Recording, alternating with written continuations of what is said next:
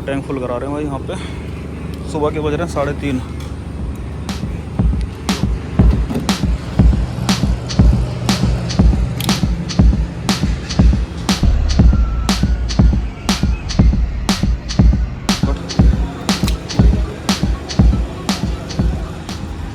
तो auto cut लगा भाई अपना 3503 36 litre.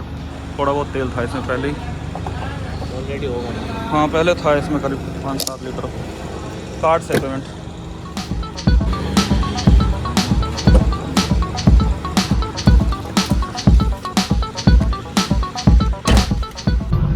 Hello everyone, welcome back to the channel. और आप सभी ने देखा भाई अभी जस्ट टैंक हमने फुल कराया। और जब गाड़ी का टैंक फुल होता है भाई तो उसका एक ही रीज़न होता है कि कहीं लंबी जर्नी पे फिर से निकल चुके हैं। तो बेसिकली आज हम लोग जा रहे हैं भाई सीधा अपने होम टाउन यानी कि जौनपुर। एक शादी अटेंड करनी थी भाई, टिकट मिल नहीं रही थी तो लास्ट ऑप्शन ये था भाई बाइक कार जाने का। तो टैंक जैसा कि आप सबने देखा हमने फुल करा ली। और अभी फ़िलहाल हम लोग हैं दुर्गापुरी में भाई। और जो समय हो रहा है 3:30, हम 3 बजे निकले थे घर से टैंक वगैरह फुल कराने में। और थोड़ा इधर उधर मतलब भाई आधा घंटा ऐसे ही निकल गया अपना। और भाई सुबह तो यार इन सब का आतंक होता है, ट्रक और ट्रैक्टर यही सब। तो रूट का प्लान कुछ ऐसा है कि हम लोग यहाँ से जाएंगे सीधा यमुना एक्सप्रेस वे, देन वहाँ से सीधा आगरा से लखनऊ वाला जो एक्सप्रेस वे है उसको पकड़ के डायरेक्ट हम लोग लखनऊ, या फिर उस एक्सप्रेस वे से 35 किलोमीटर बाद एक कानपुर का कट आता है। तो भाई कानपुर सोच रहे निकलने के लिए, देखते हैं जो रूट सही लगेगा उधर से निकल जाएंगे भाई। तो बने रहिए वीडियो में, मिलते हैं आगे। और काफ़ी लंबी जर्नी होने वाली है भाई, करीब 850 किलोमीटर की चलाने वाला अकेला हूँ मैं। तो मतलब 40 तो कुछ भी नहीं, ऑलरेडी मतलब ट्रैवल कर चुका हूँ मैं अकेला ही ड्राइव करके, तो मुझे कोई दिक्कत नहीं आने वाली है।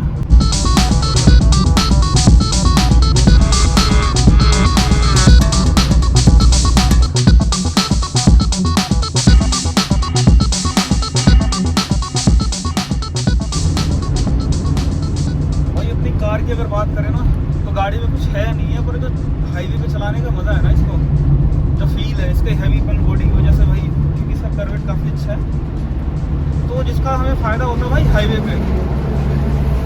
स्टेबिलिटी इतनी प्यारी है इस गाड़ी की, और जो फील आता है ना इसको चलाने में भाई हाईवे पे वो नेक्स्ट लेवल होता है। मतलब प्रॉपर कॉन्फिडेंस देते कितना ही भगा लो कुछ भी कर लो, पर हम ज़्यादा भाई रश ड्राइव नहीं करते, नॉर्मल अपना भाई 80-90 की स्पीड रखते हैं, क्योंकि ठीक है इनफ है लॉन्ग रूट के लिए। इससे कई फ़ायदे हैं भाई, एक तो सेफ्टी है और दूसरा आपका माइलेज वगैरह अच्छा आ जाता है।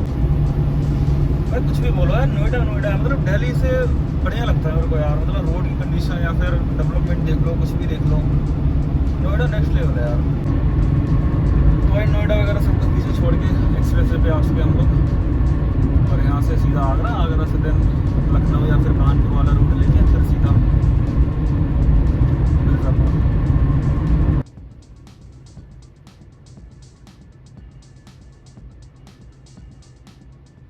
यहाँ पे एक्सप्रेस वे ख़त्म होता हुआ और यहाँ पे बड़े बड़े अक्षरों में आपको धन्यवाद बोल रहे हैं कि आपने यहाँ पे ट्रेवल किया हमारे रोड पे भाई, और हमें 500 रुपये दिया आपने। और यहाँ से जो अब लखनऊ के लिए जो एक्सप्रेस वे का जो कट है वो करीब 10 किलोमीटर बाद आएगा। तो और हम लोग अब फाइनली आगरा पहुँच चुके हैं। जो समय हो रहा है 6:30, यानी कि हमने 3 घंटे में आगरा टच कर दिया। और जल्दी आ सकते थे अगर आराम से चलाते तो। भैया सीएनजी मिल जाएगी आसपास? सीएनजी या तो आपको सीधा 8 किलोमीटर जाना होगा। ठीक है। और लखनऊ वाले पे 50 किलोमीटर के समथिंग मिलेगी एक्सप्रेस वे पे। और कानपुर 50 किलोमीटर गाड़ी चलनी चाहिए आपको। और कानपुर के लिए तो पहले कट जाएंगे। हाँ उसी रोड से, तो इसी पहले 8 किलोमीटर डलवा लें। तो भाई जैसा कि इन्होंने बताया कि 8 किलोमीटर बाद यहाँ पे मिल जाएगी हमें, और उस पर 50 किलोमीटर जाना पड़ेगा। तो क्या फ़ायदा 50 किलोमीटर जाने का, डायरेक्ट इस पर ही चलते हैं 8 किलोमीटर। फिलहाल अभी सीएनजी फुल करा लेते हैं एक बार, उसके बाद फिर जर्नी को कंटिन्यू करते हैं। तो वो जो बात कही गई है जिस चीज़ के फ़ायदे हैं भाई उसके नुकसान भी होते हैं। नुकसान तो खैर इसको नहीं बोलेंगे, थोड़ा सा ये कह सकते हैं कि 10-20 मिनट आपके ख़राब हो जाएंगे यहाँ पे, और कोई नुकसान नहीं है कोई इतना भारी आपका। और उसके वो 8-10 मिनट मतलब बर्बाद करने के बाद भाई फ़ायदा भी है, फिर सीएनजी में आपका पैसा बचेगा थोड़ा। आसपास कहीं मैप में दिखा रहा था और भैया ने बताया था कि आसपास ही है। तो आपको वही बताने की कोशिश कर रहा हूँ भाई, अगर आप इनकेस ट्रैवल कर रहे हैं तो आपको कहाँ पे जाना पड़ेगा यहाँ।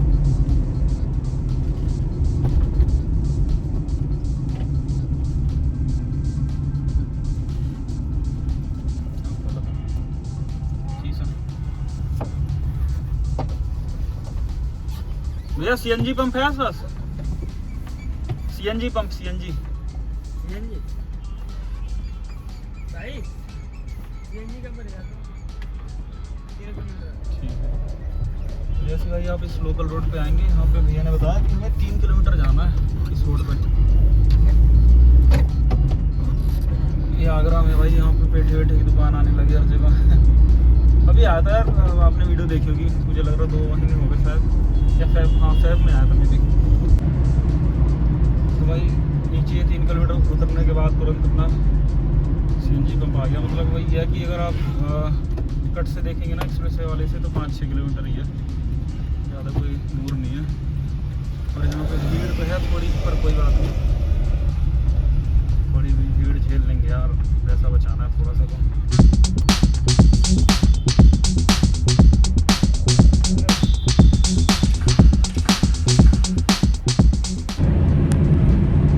सीएनजी हो गई फुल अपनी फिर से, और दोबारा से हम लोग एक्सप्रेसवे की तरफ वापस जाते हुए, यहाँ से करीब 5 किलोमीटर होगा भाई डिस्टेंस टोटल।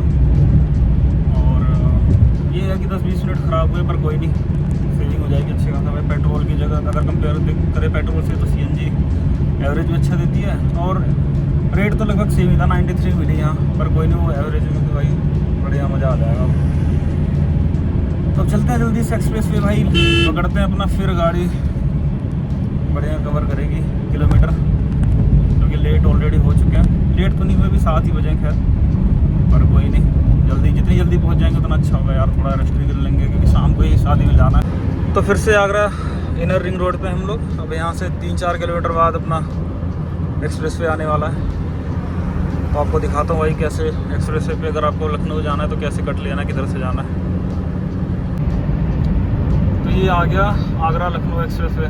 अगर आप उधर से आते दिल्ली से तो लेफ़्ट लेना था, बट हम लोग अंदर गए थे आगरा में, तो यहाँ से हमें अब लेफ़्ट लेना है और वापस घूम के इसके ऊपर आ जाएंगे भाई, आगरा लखनऊ एक्सप्रेस वे के ऊपर। तो ये कट है भाई अपना लेफ़्ट, और यहाँ से ये अगर लखनऊ आपको जाना है तो भाई नॉन स्टॉप आपको 320 किलोमीटर जाना पड़ेगा, कहीं नहीं रुकना। 320 किलोमीटर आप जाओ और 680 रुपये के आसपास शायद टोल होता है इस रोड का, आप सीधा लखनऊ पहुँच जाएंगे। पर हम इस रूट को अवॉइड करके हम सीधा यहाँ से करीब 50 किलोमीटर के बाद इटावा वाले कट से नहीं, उससे पहले एक कट आता है, उससे हम कानपुर के लिए नीचे उतर जाएंगे इससे। तो वाया कानपुर हम लोग जाने वाले हैं। तो भाई यहाँ से गाड़ी एंटर हो गई है प्रॉपर एक्सप्रेस वे पे, ताज एक्सप्रेस वे, और यहाँ पे सिर्फ एंट्री टोल था। यहाँ से गाड़ी को कैच कर लिया कि भाई यहाँ पे एंट्री हो गई, अब जहाँ पे एग्जिट करेंगे, जितना ट्रेवल करेंगे उसके अकॉर्डिंग पैसा काट लेंगे अपने आप।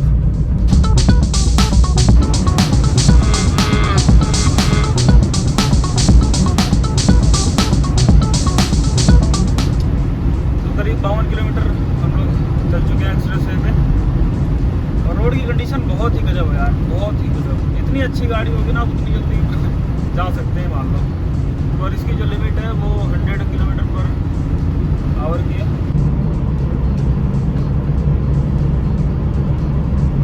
तो यही कट है, हम इटावा के लिए लेफ़्ट ले रहे हैं यहाँ से, और यही रोड हमें कानपुर ले जाएगा। NH91 है शायद ये, या NH2 है, पता नहीं, देख के बताऊँगा आपको, जो भी बोलते हैं इसको।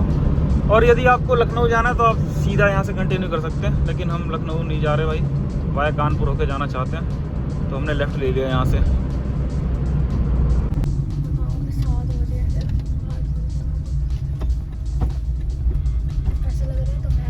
तो ये एग्जिट टोल है भाई यहाँ का, देखते हैं एक्सप्रेस वे पे यहाँ तक का कितना टोल लेते हैं ये लोग। भैया सीएनजी होगी आगे?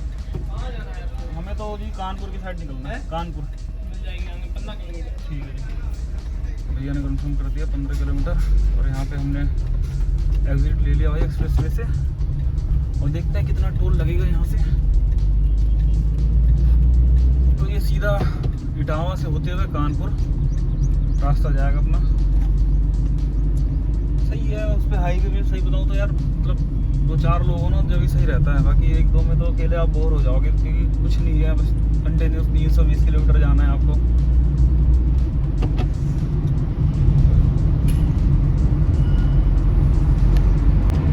तो ये है NH-19 और इस पर हमें 77 किलोमीटर कंटिन्यू जाना है। तो ये इटावा होते हुए सीधा कानपुर पहुंचा देगा हमें ये रास्ता। ये रोड भी ठीक है, यहाँ थोड़ी सी कंडीशन डल लग रही है लेकिन आगे सही है, क्योंकि अभी मुझे लग रहा है लास्ट ईयर मैंने ट्रैवल किया था बाय रोड, तो रोड की किसी प्रकार की दिक्कत नहीं आने वाली, आपको बेहतरीन रोड मिलने वाली है। लखनऊ से भी जा सकते थे पर ये थोड़ा सा शॉर्ट ही पड़ता है, देखा जाए तो यहाँ से 30 किलोमीटर हमारे बच जाते हैं, तो बस यही रीज़न होता है कि हम लोग इससे ट्रैवल करते हैं भाई इस रूट में भी इतना परफेक्ट हो गया है, मतलब सीएनजी हर एक जगह अवेलेबल है, हर जगह जिसे कहते हैं। अभी हमने आगरा में सिलेंडर फुल कराया था, देन 100 किलोमीटर बाद 103 किलोमीटर बाद इटावा जैसे ही पहुँचे, इटावा में फिर से भाई सीएनजी पंप मिल गया, यहाँ दोबारा एकदम फुल है। तो मतलब अगर आप सीएनजी गाड़ी सीधे ट्रैवल कर रहे हो ना बनारस की साइड, भाई कोई दिक्कत नहीं आने वाली, परफेक्ट हर जगह आपको सीएनजी पंप अवेलेबल है। अब अभी देखते हैं आगे फिर 100 किलोमीटर चलने के बाद भाई जहाँ मिलेगा वहाँ पे डलवा लेंगे फिर से। और हम लोग अभी पहुँच चुके हैं इटावा, और यहाँ से जो अपनी जर्नी बचती है 450 किलोमीटर की बचती है, और अभी जो समय हो रहा है 8:30। तो बने रहिए वीडियो में, मिलते हैं आपसे आगे। किसी प्रकार की कोई दिक्कत नहीं है भाई, बिल्कुल सारे टैंक फुल है। गाड़ी का पेट्रोल का तो अभी उतना ही नहीं है, पेट्रोल पे 30 किलोमीटर चली है उस गाड़ी अभी तक, और सीएनजी भी फुल हो चुकी है। और ये इटावा हम लोग क्रॉस कर रहे हैं अभी। इसके बाद यहाँ से 165 किलोमीटर बाद कानपुर आएगा, फिर कानपुर से सीधा प्रयागराज। तो अभी जस्ट इटावा क्रॉस कर दिया भाई हमने, और यहाँ से अभी जो जर्नी बचती है करीब 400 किलोमीटर के आसपास, और अभी गाड़ी जो हमने टोटल ड्राइव कर दी है घर से वो 400 किलोमीटर कर चुके हैं ड्राइव ऑलरेडी। दूर तो है भाई, देखो 800 किलोमीटर पड़ता है पूरा गांव दिल्ली से। तो यही है, बाकी यार गाड़ी भाई दिल खुश कर दिया गाड़ी ने यार, मतलब जो मज़ा आ रहा है ना इसको चलाने में, जो रोड पे चलती है चिपक के बिल्कुल, जो स्टेबिलिटी है इसकी। और एसी की क्या ही कहना यार, इतना मतलब गर्मी इतनी ज़्यादा और एसी इतना परफेक्ट काम कर रहा है यार, मतलब अगर कंपेयर करें वैगनआर वगैरह से ना तो बहुत ही ज़्यादा मतलब नेक्स्ट लेवल का एसी है इसका। और अभी तक बढ़िया सीएनजी पे चला के लाए, कोई दिक्कत नहीं है, आराम से पैसा भी बचा रही है, फील भी दे रही है चलने में। और पेट्रोल का कांटा अभी तक बिल्कुल नीचे नहीं आया, बिल्कुल वहीं का वहीं फुल है, क्योंकि पेट्रोल पे अभी तक चली मात्र 30 किलोमीटर है। क्योंकि यमुना एक्सप्रेस वे पे जब सीएनजी खत्म हुई थी तो लास्ट हमने वहाँ पे जो डलाया था, तो वहाँ से सीएनजी पंप जाने तक 30 किलोमीटर हमने पेट्रोल पे ड्राइव किया, और बढ़िया एवरेज दे रही है। मतलब एसी में भी ये 23 का आराम से दे रही है, ये कह सकते हैं 22-23 का एवरेज आ रहा है, तो बहुत है यार, मतलब हाईवे पे आराम से आपको अच्छी ड्राइव अगर दे रही है, और तो सही है भाई गाड़ी के लिए विद थम्स अप।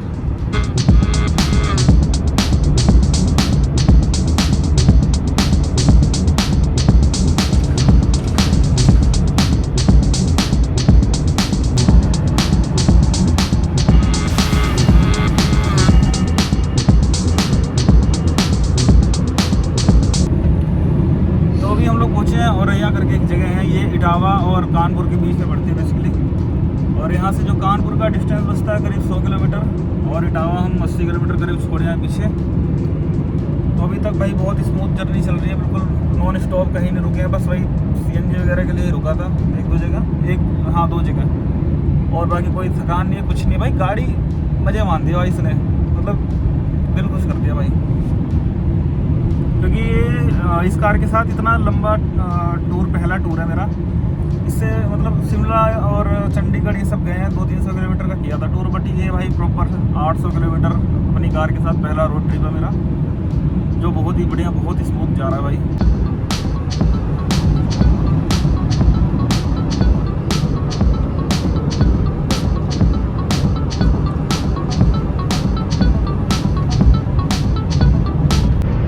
फाइनली हम लोग फतेहापुर पहुंच चुके हैं, और यहाँ से जो प्रयागराज यानी कि इलाहाबाद का जो डिस्टेंस है वो मात्र 115 किलोमीटर बचा हुआ है, और उसके आगे फिर हमें करीब 80 किलोमीटर और जाना पड़ेगा, तब जाके कहीं मिर्ज़ापुर आएगा। मतलब टोटल अभी जो जर्नी है वो 180 किलोमीटर के आसपास है अभी, तो अभी 2.5 से 3 घंटे और लगने वाले हैं। तो कुछ इस प्रकार आपको रोड की कंडीशन मिलेगी भाई इधर प्रयागराज से करीब 20 किलोमीटर पहले से ऐसी रोड है।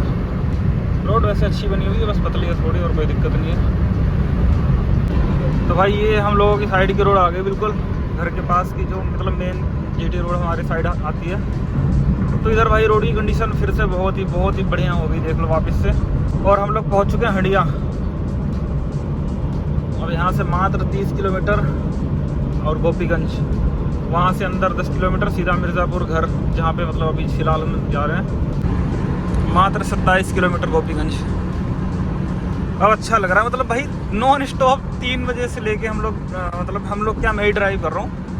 और थकान तो नहीं है, पर थोड़ी टेंशन हो गई थी यार ऑफिस वर्क की वजह से, एकदम से काम का फ्लो आज आ गया, जबकि मंडे होता नहीं है इतना। बट कोई नहीं, अब पहुंच रहे हैं 1 घंटे के अंदर नहा वहा के फिर बैठते हैं भाई, 3-4 घंटे में निपटाते हैं जितना हो पाएगा। अदरवाइज़ फिर कल आराम से बैठ के पूरा दिन है, कल करते हैं काम।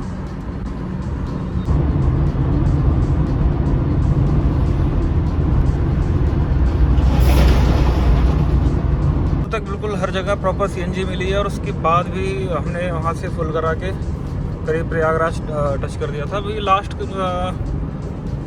120 किलोमीटर से भाई पेट्रोल पे चला रहा हूँ इसको करीब।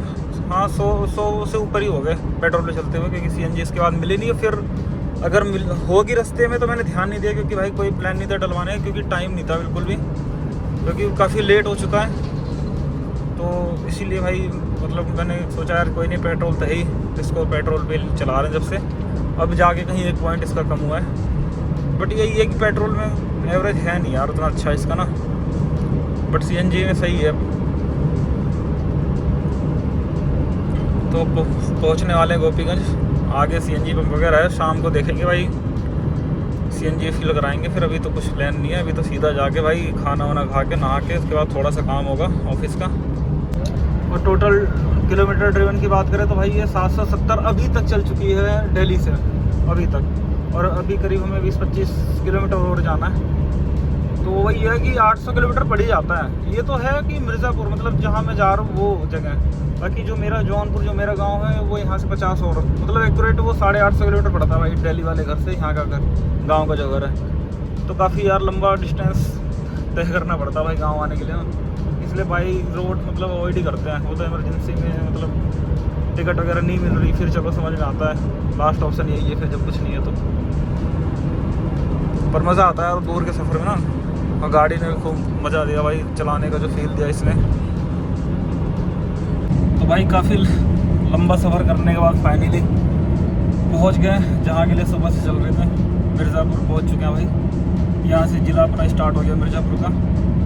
और यही है, गाड़ी अगर ओवरऑल बात करूँ तो भाई 780 किलोमीटर अभी तक चल चुकी है, अभी 20-25 और जाएगी, मतलब 800 किलोमीटर नेट बैठता है भाई मेरा गाँव दिल्ली से।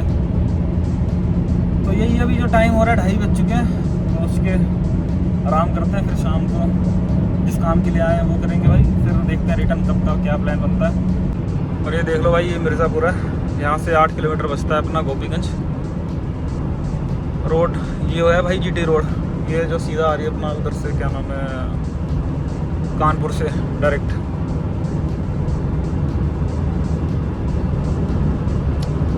भाई यूपी गवर्नमेंट ने रोड तो ऐसी कर दी बस पूछो मत। खैर रोड पहले से बनी थी, लेकिन अभी और बढ़िया कंडीशन हो चुकी है यार इसकी, देख लो। तो फाइनली हम लोग पहुंच चुके हैं गोपीगंज, और हमारी जो जर्नी थी वो यहीं तक थी। इसके बाद हमें अंदर जाना है मिर्ज़ापुर अपने गांव की साइड। तो इस वीडियो में यही था, आप सबने देखा कि अगर आप ट्रैवल कर रहे हैं इधर पूर्वांचल की साइड, वाराणसी, ये सारी चीज़ें, तो किस तरीके से रूट होने वाला, कैसे रास्ते, कितना टोल क्या होने वाला है। यहाँ से आप सब देख सकते हैं कि वाराणसी है 61 किलोमीटर, सासाराम यानी बिहार का जो बॉर्डर साइड अभी 262 किलोमीटर है। ये सीधा रोड जा रही है बिहार होते हुए, और यही रोड आपको कोलकाता भी ले जाएगी, 750 किलोमीटर यहाँ से कलकत्ता बसता है अपना। तो यही था मेरी जर्नी, यहीं तक थी, आप सबने देखा। और सारी उम्मीद करता हूँ सारी इन्फॉर्मेशन आप सबके लिए इनफ होगी, अगर आप कभी ट्रैवल कर रहे हैं आगे फ्यूचर में तो यही था इस वीडियो में यार। चलो मिलते हैं फिर किसी दूसरी वीडियो में, नई जर्नी के साथ, नई जगह के साथ, और नई जानकारियों के साथ आप सभी के लिए। उम्मीद करता हूँ आप सबको वीडियो पसंद आई। वीडियो देखने के लिए धन्यवाद।